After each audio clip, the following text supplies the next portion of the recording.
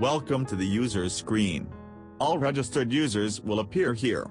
To begin the process of adding a new user, we click Add New. Adding a new user is a three-step process. First, we add our user's first, last name, and email address. Our user is Joe Brown and he is the owner of Almighty Tow. As the owner, Mr. Brown will be able to view all of Almighty Tow's compliance information. Compliance Safety Manager will not accept an invalid email, so take your time and double-check the information. Mr. Brown will need a username and password. The system has length and complexity requirements for the password. You will not be allowed to continue until these requirements are met. An acceptable password is at least 8 characters long, with at least one capital letter, and one special character. We add a security question, in the event Mr. Brown loses his password. Having the security question provides an additional layer of security for our user when using the system. Click Next to continue. The second step is adding organization access. As the owner, we will give Mr. Brown full access by checking the Select All box. Clicking Add saves our selection. We then click Next to go to the final step. Now we will manage the alerts our user will receive. To begin, click Add New.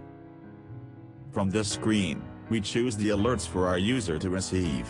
First, we select the location, then, we choose the type of alerts from the list available. We finally select the days for the email alerts to be delivered. We click Add and then click Finish to complete the process.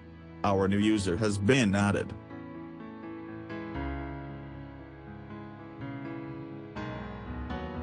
We will now add a new user, using the same process with different permissions and a different notification schedule. We will add Sarah Benson, limiting her permissions and notifications to the asset management information for the New Orleans headquarters of Almighty Tow. The process for adding a new user begins the same every time. We click Add New from the user's screen. We then fill in the required information for our user, remembering to use a valid email and an acceptable password, containing at least 8 characters, a capital letter, and a special character. It is a good practice to always double-check information before you have added it to the system.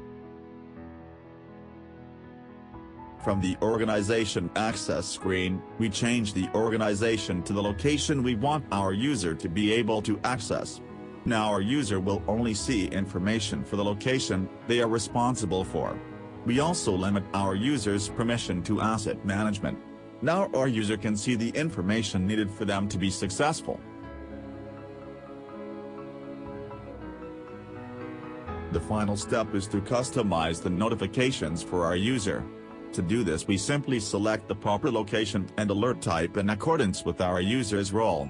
Selecting the day to receive alerts completes setup. Adding users to Compliance Safety Manager is a simple process.